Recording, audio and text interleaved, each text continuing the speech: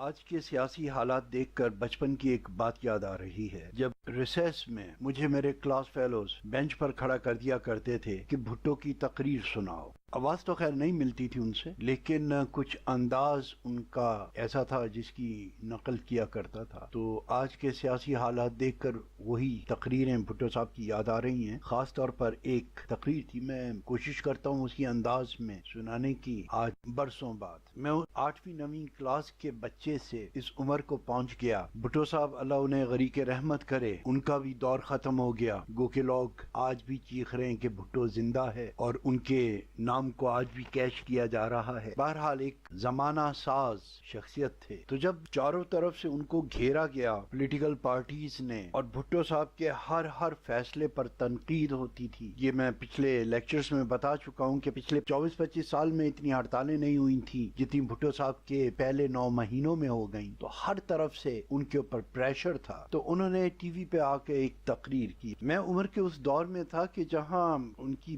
باتوں کو شاید اتنا نہیں سمجھ سکتا تھا، لیکن بہرحال ان کی نقل اتارنی شروع کر دی۔ جیسے آج بھی آپ بچوں کو دیکھتے ہیں، چھوٹے چھوٹے بچوں کو، کہ تبدیلی آئی نہیں ہے، آ گئی ہے، چھوٹے چھوٹے سے بچوں کی ویڈیوز وائرل ہوتی ہیں۔ لیکن میں اتنا چھوٹا نہیں تھا، 8ویں 9ویں میں پڑھتا تھا۔ تو بھٹو صاحب کہتے ہیں بنگلہ دیش کا مسئلہ میری جولی میں، شیخ مجیب الرحمان کا مسئلہ میری جولی میں، قادیانیوں کا مسئلہ میری جولی میں، فارن افیئرز کا مسئلہ میری جولی میں، جنگی قیدیوں کا مسئلہ میری جولی میں، فارن افیئرز کا مسئلہ میری جولی میں، پاکستان کی تعمیر نو کا مسئلہ میری جولی میں۔ میں بھی انسان ہوں، اتنے مسئلے نہیں نپٹا سکتی ہوں، میرے باپ نے بہت جائیداد چھوڑی ہے، اگر میں چاہتی ہوں تو ساری زندگی بیٹھ کر کھا سکتی ہوں، مجھے نہیں چاہیے یہ حکومت، میں نہیں کرتا، ہٹاؤ میرے سامنے سے، میں چاہ رہا ہوں، میں استعفیٰ دے رہا ہوں۔ اور یہ کہہ کر بھٹو صاحب نے وہاں پانی کا رکھا ہوا گلاس اٹھایا۔ ٹی وی پہ، ریڈیو پہ جو اپوزیشن والے یہ تقریر دیکھ رہے تھے، انہوں نے ایک دوسرے کو گلے لگانے شروع کر دیے اور نعرے لگانے شروع کر دیے، وہ گیا، وہ گیا، وہ مارا، وہ زندہ باد، کمال ہو گیا، وی ڈن اٹ۔ تمام مولوی لوگ، تمام اپوزیشن کے لوگ، اور ایک بندہ نعرے لگا رہا تھا ان چند سیکنڈوں کے درمیان میں جتنی دیر میں بھٹو صاحب نے پانی پیا۔ 2-3 گھونٹ بھرنے کے بعد وہ گلاس کو رکھتے ہوئے کہتے ہیں لیکن یہ پاکستان کی حکومت ہے، یہ ایک ذمہ داری ہے، میں نے اس کا حلف اٹھایا ہے، یہ سر شاہ نواز بھٹو کی جائیداد نہیں ہے جسے میں جب چاہتے ہوں، جیسے چاہتے ہوں، جہاں چاہتے ہوں خرچ کر سکتی ہوں، مجھے نہیں چاہیے یہ حکومت، لے جاؤ مجھ سے، لے لو، لیکن پہلے کوئی قابل آدمی سامنے لاؤ جس کو میں یہ حکومت دے دوں، السلام علیکم۔ بھٹو صاحب آئے، انہوں نے استعفیٰ دیا۔ دوسرے تو وہ بھائی معاف کر دیں، بھائی معاف کر دیں کر کے بلایا جاتا تھا، لیکن بھٹو صاحب نے تو بس استعفیٰ دیا اور 3 گھونٹ پانی کے پیے، گلاس رکھا، استعفیٰ واپس لیا اور چلے گئے۔ وہ جو بھٹو جاؤ، بھٹو جاؤ، گو بھٹو گو، جیسے آج کل بھی ہم نعرے سن رہے ہیں، اس ٹائپ کے جو نعرے لگ رہے تھے وہ انہوں نے 3 پانی کے گھونٹوں کے درمیان کے وقفے میں لگوا کر ہمیشہ ہمیشہ کے لیے ختم کر کہ تمہارا مطالبہ ہے میں استعفیٰ دے دوں، میں نے دے دیا، اب بتاؤ تم میں سے کون ہے قابل جو آ کر یہ میری جگہ سنبھالے گا۔ جس طرح سے امریکن صدارت کا کینڈیڈیٹ کہتا ہے کہ I am the person who can lead this nation. I know I can fix the route where we can achieve of American dream. Let me lead you. وہ اپنے منہ سے کہتا ہے I am the best person to lead this nation. لیکن ہمارے ہاں یہ جو 9 ستارے تھے وہ اس محاورے میں پڑے ہوئے تھے کہ اپنے منہ کیا میاں مٹھو بنے، تو سب کے سب خاموش ہو گئے۔ ایون ابو لالا مودودی صاحب نے بھی یہ نہیں کہا کہ آپ ہٹیں، میں اس قابل ہوں، میں کرتا ہوں۔ آج پھر ہمیں ایسا ہی خلا نظر آ رہا ہے ہماری سیاست میں۔ ایک طرف ایک حکومت ہے جسے شاید تنکے کا سہارا بھی نہیں ہے، جسے ہمارا سسٹم روکے ہوئے ہے، جس میں ایک بڑا کردار فوج یا جسے آپ اسٹیبلشمنٹ کہتے ہیں، ایک بڑا پازیٹیو کردار ادا کر رہی ہے یہاں پر ہماری اسٹیبلشمنٹ اور ہماری عدلیہ، کہ پاکستان کو اس وقت ایک اچھی حکومت کی ضرورت ہے، لیکن اس خلا کو کون پر کرے؟ یہ کہہ دینا بہت آسان ہے، go Nawaz go, go Noon League go, but who will fill this place? کون اس خلا کو بھرے گا؟ اس بات میں کوئی دو رائے نہیں ہے کہ اس وقت حقیقی اپوزیشن نواز شریف صاحب یا نون لیگ کے اپنے اعمال ہیں. نمبر 2 پر آتی ہے اسٹیبلشمنٹ اور عدلیہ. نمبر 3 پر آتی ہے پی ٹی آئی، جو باوجود مواقع ملنے کے اپنا کردار ادا نہیں کر سک رہی، ایک فعال اپوزیشن کا. اور جب میں کہتا ہوں فعال اپوزیشن تو میرا یہ مطلب نہیں ہے کہ ان کے ایک بندے کو توڑ لیا، 2 بندوں کو توڑ لیا، 10 کو توڑ لیا، 20 کو توڑ لیا، تنزیہ باتیں کر لی کہ وہ سچی بیمار ہیں یا جھوٹ موٹ کے بیمار ہیں. نہیں، اگر آپ دیکھیں تو اس وقت سب سے بڑا کریڈٹ پی ٹی آئی کو دیا جا رہا ہے، لیکن ایکچولی پی ٹی آئی نے کیا کیا ہے کہ جی انہوں نے اس مسئلے کو زندہ رکھا. اس کے علاوہ ان کے پاس کوئی مسئلہ ہی نہیں تھا تو زندہ کیا رکھتے. مولانا فضل الرحمان صاحب نے بھی پرویز مشرف کے پورے دور میں وردی کے مسئلے کو زندہ رکھا تھا. کام بھی کر رہے تھے، ساتھ بھی دے رہے تھے، حکومت میں بھی تھے، بس ایک نعرہ لگاتے جا رہے تھے، وردی وردی. اسی طرح سے ان کے پاس کچھ اور کہنے کو نہیں ہے. Corruption corruption corruption, nothing else. جو ان کا منشور تھا پہلے دن، اگر اس میں آپ وہ نکات دیکھیں اور آج دیکھیں تو یہ نہ صرف یہ کہ ان تمام چیزوں سے منحرف ہو چکے ہیں بلکہ یہ مائنس میں جا رہے ہیں پی ٹی آئی والے. میں اس وقت ان کی اپوزیشن نہیں کر رہا ہوں، ان کے خلاف نہیں بولنا چاہ رہا ہوں، لیکن میں یہ دکھانا چاہ رہا ہوں، آپ لوگوں کو یہ سمجھانا چاہ رہا ہوں کہ آپ غور سے دیکھیے. بڑی آسانی سے آپ لوگوں نے یہ کوسچن لکھ دیا ہے کہ سر بتائیں کہ اس وقت کیوں سٹیل میٹ ہے، اب گئے کہ اب گئے. 99 کے سانپ کے پاس ان کی گوٹیاں اڑی ہوئی ہیں، 2 آیا تو پگ گئے، 1 آیا تو گئے ہمیشہ کے لیے. کیونکہ پی ٹی آئی شروع ہی سے سانپ اور سیڑھی کھیل رہی ہے. 1 قدم آگے جاتے ہیں، 10 قدم پیچھے چلے جاتے ہیں، 1 قدم آگے جاتے ہیں، 10 قدم پیچھے چلے جاتے ہیں. ان کی اچیومنٹ کیا ہے وکٹیں گرانے کے علاوہ؟ خیبر پختونخوا میں کچھ حالات بہتر نظر آتے ہیں کمپیریٹیولی، لیکن وہاں پر بھی کوئی شداد کی جنت نہیں ہے کہ جس پہ رشک کیا جائے. اگر آپ دھرنے کو دیکھیں تو وہ دھرنا کتنے عرصے رہا، اس دھرنے کے نتائج میں ہمیں کیا ملا. کچھ باتیں ایسی ہیں جو میں کہنا نہیں چاہتا. یہ اس دور میں بہت ہوا تھا کہ کوڑے میں کیا مل رہا تھا. اس دھرنے سے ایک شادی کی خوشخبری ملی. اس دھرنے نے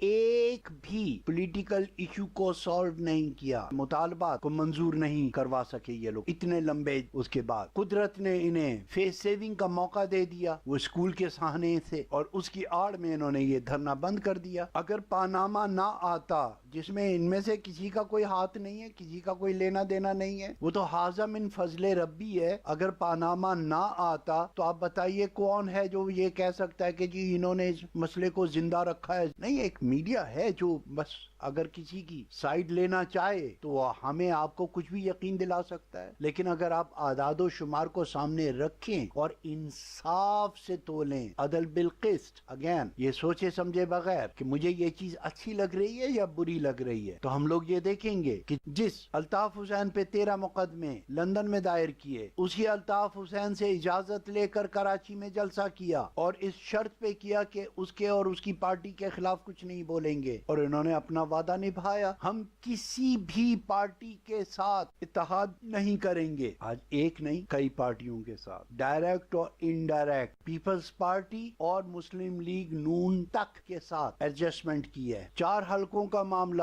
اتنا شور مچایا، کیسے ٹرمز آف ریفرنس کو بیچ میں آنے دیا؟ کیوں آنے دیا؟ اگر دھاندلی ہوئی ہے تو جرم ہوا ہے، اور اگر آپ جرم ثابت کر دیں، ایک ووٹ بھی غلط ڈلا، بےایمانی سے ڈلا، تو وہ سیٹ کینسل ہونی چاہیے، وہ جگہ کینسل ہونی چاہیے، وہاں سزا ملنی چاہیے. نہیں، وہاں پر ٹرمز آف ریفرنسز پر نیگوشیشن ہو رہی ہے. اس کے لیے آپ کو ان سے مذاکرات کرنے کی کیا ضرورت ہے؟ آپ کورٹ میں جائیے. لیکن نہیں، آپ نے تو وہ جسے پنجابی میں کہتے ہیں پانی میں مدانی ڈالنی تھی. مجھے ایک تاریخی واقعہ یاد آ گیا، معلوم نہیں کہ اس کے پیچھے ایسی بھی کوئی بات ہوگی، کیونکہ یہ ہم سب لوگ جانتے ہیں کہ کینڈیلیسا رائس اور ان کے کاؤنٹر پارٹ لندن میں جب یہ معاہدہ کرایا تھا چارٹر آف ڈیموکریسی پر، تو اس میں فوج سے بھی یہ وعدہ لیا تھا 15 سال کا غالباً، اور یہاں ہم دیکھتے ہیں کہ صرف فوج کے علاوہ کسی نے اس معاہدے کی پابندی نہیں کی اب تک. کوئی کہتا ہے یہ آسمانی صحیفے نہیں ہیں، یہ کوئی قرآن اور حدیث نہیں ہے. کوئی کہتا ہے کہ اگر ہم نے ایسا کر دیا تو کیا انہوں نے بھی تو یہ چیز توڑی، وہ چیز وہی پرانی چیز کہ جس طرف تم انگلی اٹھا رہے ہو میں وہ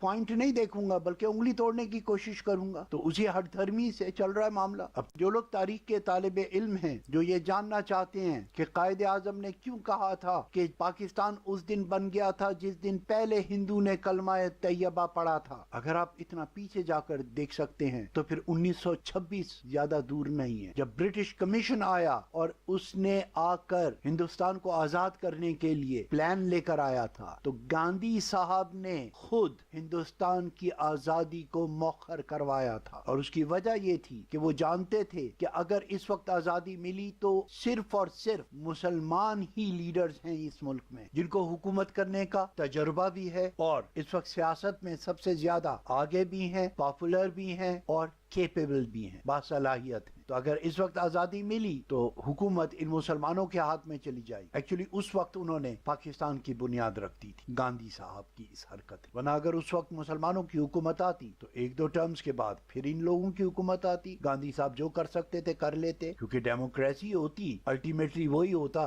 مسلمانوں کا حشر جو آج ہو رہا ہے انڈیا میں ہم بھی ان میں شامل ہوتے، لیکن کیونکہ پاکستان کو بننا تھا اس لیے اللہ تبارک تعالیٰ نے ان کے دل میں یہ لالچ ڈالا کہ نہیں، اگر اس وقت آزادی ملی تو یہ مسلمانوں کے ہاتھ میں چلا جائے گا سارا معاملہ۔ تو انہوں نے کہا کہ جی ابھی ہم تیار نہیں ہیں، ہمیں تیاری کے لیے کچھ وقت دیا جائے تاکہ ہم اپنی ایک لیڈرشپ تیار کر سکیں، اور پھر انہوں نے گروم کرنا شروع کیا موتی لال نہرو کے بیٹے کو کہ اگر پہلی پیڑھی مر جائے، اور وہ اس میں کامیاب بھی تھے، ہم نے دیکھا کہ وہ 64-65 تک تو لے آئے کھینچ کے، 62 تک، اور وہاں سے پھر اس کی بیٹی تیار ہو گئی تھی اندرا گاندھی۔ تو جہاں ایک طرف اس معاہدے کی میعاد پوری ہونے تک ان کی حکومت کے ساتھ بانس لگا لگا کر اسے سہارا دیا جا رہا ہے اسٹیبلشمنٹ کی طرف سے، وہیں ایک خلا موجود ہے کہ اس کے بعد کس کو دیں، عمران خان صاحب کی شادیاں، یہ ان کا ازدواجی معاملہ، یہ ان کا پرائیویٹ معاملہ ہے، اس سے کوئی تعلق نہیں ہونا چاہیے۔ گنوار کی گالی ہنس کے ٹالی، اگر کوئی اس پر کوئی طنز وغیرہ کرتا ہے، کوئی بیان وغیرہ دیتا ہے تو پی ٹی آئی والوں کو اس طرف توجہ بھی نہیں دینی چاہیے، لیکن نان ایشو کو ایشو بنایا ہوا ہے اسے کہ ان کے پاس خود کے پاس کوئی ایشوز نہیں ہے سوائے ایک کریٹیسزم کے، تو چلو الزامات کی ٹیبل ٹینس کھیلتے ہیں، یور سرف۔ اب دیکھیے اگر آج یہ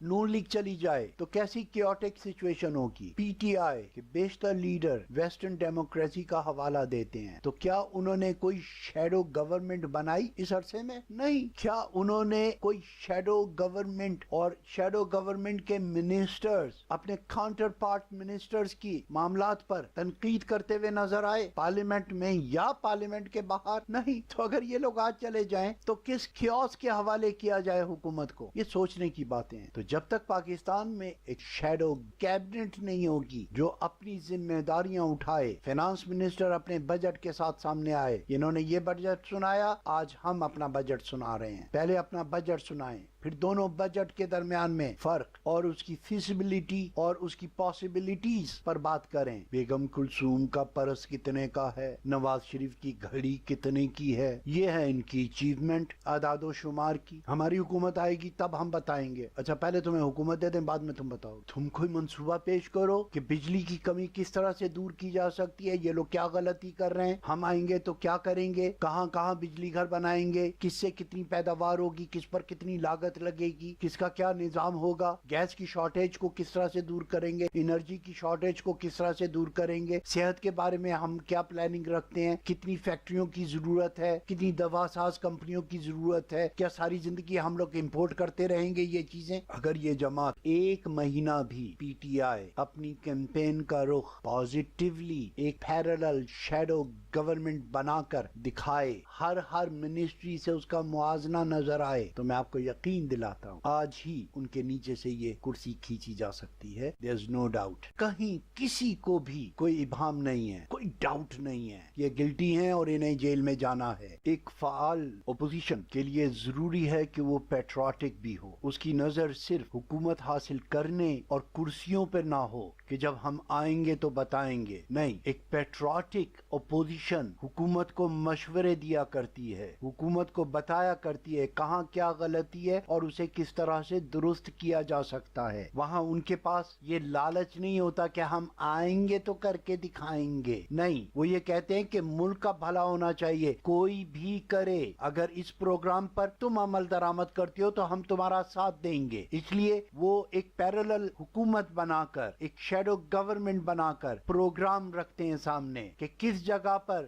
ڈیم بنایا جا سکتا ہے، یہ نہیں کہ جب ہم آئیں گے تو بتائیں گے۔ وہ حکومت کو دعوت دیتے ہیں کہ اس کام کو اس طرح کریں، اس طرح کریں، تب ملک کا بھلا ہوگا۔ وہ صرف تنقید برائے تنقید نہیں کرتے کہ آپ نے یہ بھی غلط کیا، آپ نے وہ بھی غلط کیا، یہ ایسا نہیں ہونا چاہیے تھا، ویسا نہیں ہونا چاہیے تھا، ہم آئیں گے تو بتائیں گے۔ یہ شاید آپ کسی کو بدنام کر کے، کسی کو کمزور کر کے، کسی کی حمایت کو کم کر کے اور اپنی پاپولیرٹی نہ سمجھ لوگوں میں تو بڑھا سکتے ہیں، لیکن ملک کی جو لوگ خدمت کرنا چاہتے ہیں ان کے لیے ضروری نہیں ہوتا کہ ان کے پاس کرسیاں ہوں، ان کے پاس حکومت ہو۔ ایک اچھی اپوزیشن پروگرامز رکھتی ہے اور اس بات سے کوئی سروکار نہیں رکھتی کہ ملک کی بھلائی ہو، خواہ آپ کریں۔ ان کے لیے یہ چیز اہمیت نہیں رکھتی کہ ہم ہی کر کے دکھائیں گے، نہیں، ہمارا مقصد ہمارے ملک کی ترقی اور ہمارے ملک کی بقا ہے۔ لہٰذا یہ پروگرامز ہیں، اس پر آپ عمل کیجئے، اور اگر نہیں کر سکتے آپ ہٹیے، ہم کر کے دکھاتے ہیں۔ یہ ہوتا ہے اپوزیشن کا رول، جو ان سے ادا نہیں ہو سک رہا۔ آصف علی زرداری صاحب کے بارے میں خبر ہے کہ وہ امریکہ میں جا کر امریکن حکومت سے یہ التجا کر چکے ہیں اور ان الفاظ میں کر چکے ہیں کہ نواز شریف تو سیکیورٹی تھریٹ ثابت ہو چکا ہے، کسی بھی دن اسے ڈکلیئر کر دیا جائے گا۔ ابھی جو باتیں عدالت میں نہیں آئیں، جو باتیں زیر سماعت نہیں ہوئیں، ڈبہ نمبر 13 ابھی کھلا نہیں، لیکن زرداری صاحب کی معلومات یہ ہیں کہ وہ جا کر یہ کارڈ کھیل بھی آئے اور فرماتے ہیں ہم پر صرف کرپشن کا الزام ہے۔ اور سے سنیے دوبارہ، نواز شریف نیشنل تھریٹ ہے، اس لیے اس کی بیکنگ سے کچھ حاصل نہیں ہوگا، آپ ہمیں بیک کیجئے، کیونکہ ہمارے اوپر تو صرف کرپشن ہے، جسے یقیناً نپٹا جا سکتا ہے بقول ان کے، کہ اگر وہ پیسے واپس مانگیں گے تو پیسے واپس کر دیں گے، وہ آؤٹ آف کورٹ ڈیل جو ہوتی ہے نیب کے پاس جو ہے۔ تو اس بات سے یہ بات ہم سب کو سمجھ لینی چاہیے کہ کوئی رکاوٹ ہے جو زرداری صاحب کو بھی آگے نہیں آنے دے رہی، لیکن پی ٹی آئی والے اپنی میڈیا کمپین پر ان کا زیادہ زور ہے، کردار کشی پر ان کا زیادہ زور ہے، مخالفت برائے مخالفت پر ان کا زیادہ زور ہے، ہر بات کا جواب دینا فرض سمجھتے ہیں، جبکہ ان کا ایک اسپوک پرسن ہونا چاہیے اور وہ پبلک کو پریکٹیکل دکھائیں کہ شیڈو ہیلتھ منسٹر نے کیا سمری جاری کی، شیڈو فنانس منسٹر نے کیا سمری جاری کی، شیڈو انٹیریئر منسٹر نے کیا سمری جاری کی۔ اگر ہر روز نہیں تو ہر ہفتے کے ہفتے ان کی منسٹریز سے اگر یہ چیزیں نکلیں تو ان سائڈ اور آؤٹ سائڈ آف پاکستان سب لوگ اس بات پر قائل ہو جائیں گے کہ یہ حکومت لینے کے لیے بالکل تیار ہیں۔ تو وہ جتنے بھی فیصلے پینڈنگ میں رکھے ہوئے ہیں وہ فوری طور پر جج صاحب سے درخواست کی جائے گی کہ جی پلیز اب آپ پڑھ کے سنا دیجئے۔